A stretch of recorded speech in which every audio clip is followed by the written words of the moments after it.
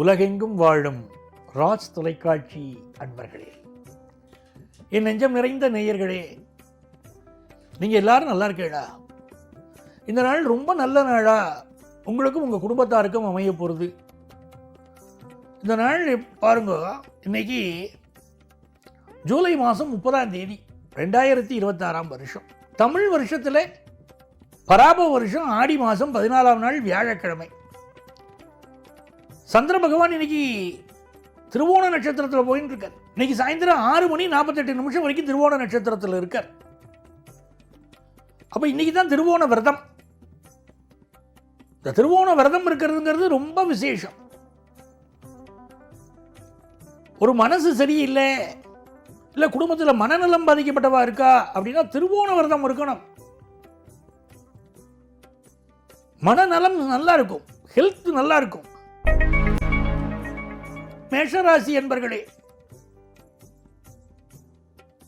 மேஷராசிக்காரர்களுக்கு 10ஆம் இடத்துல சந்திரன் போறது ரொம்ப விசேஷம்.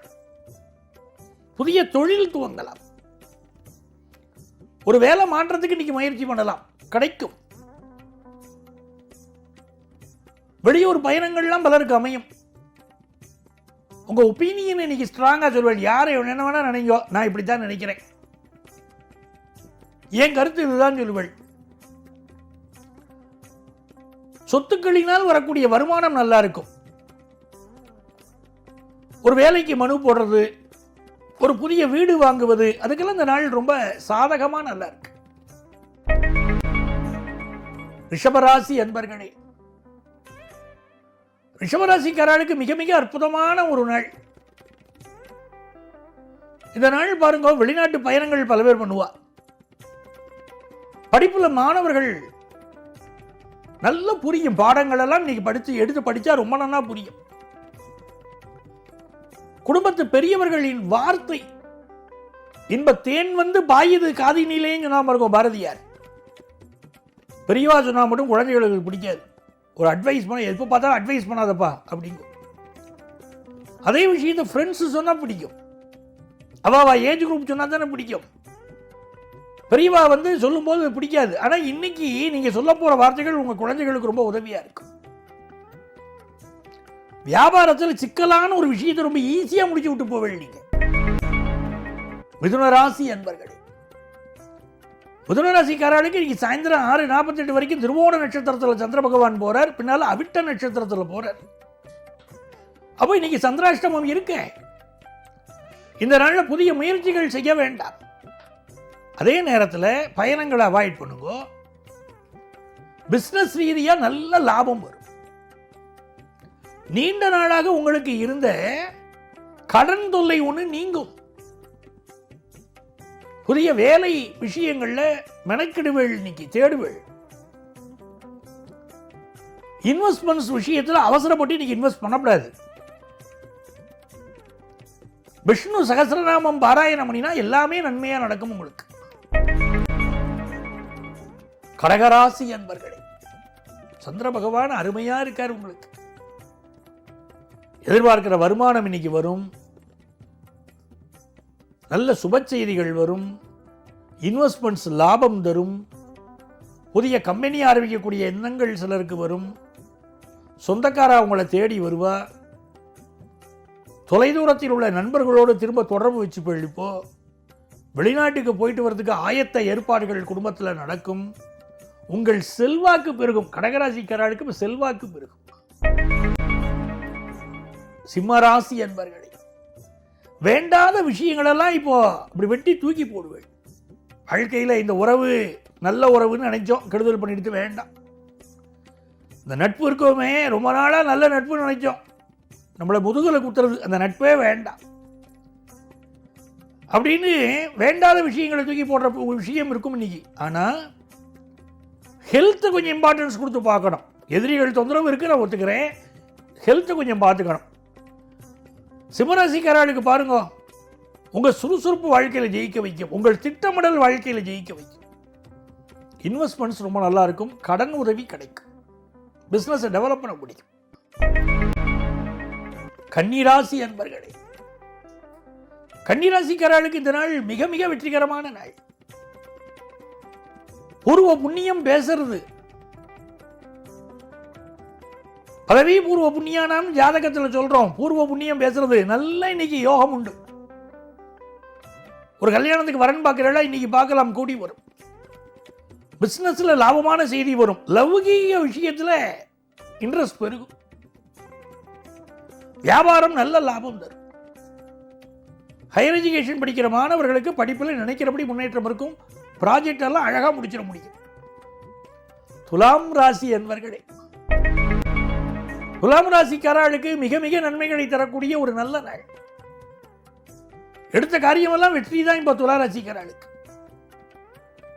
நிறைய படிக்கணும்னு தோணும், நன்னா படிக்கணும்னு தோணும், அதுல வெற்றியும் கிடைக்கும். ஒரு பரபரப்பு இருக்கும், ஒரு நெருக்கடி இருக்கும். ஆனா ரொம்ப நன்னா படிப்பேன். பிசினஸ் நல்லா டெவலப் ஆகும். ஹெல்த்ல இருந்த ப்ராப்ளம் எல்லாம் மெல்ல மெல்ல தீரப்போறது. அந்த செய்தியெல்லாம் உங்களுக்கு வரும். ரொம்ப நாளா மனசை உறுத்தின்றது இருக்கும் ஹெல்த் இஷ்யூஸ், இப்போ மெல்ல மெல்ல தீரத்து வந்தோம். ரொம்ப யோகமான நாள். விருச்சிக ராசி என்பர்களே, இந்த விருச்சிக ராசிக்காரர்களுக்கு புதிய வாய்ப்புகள் இப்போ ஓபன் ஆகும். புதிய வேலைகளுக்கு இப்போ நீங்க அப்ளை பண்ணுவேன்.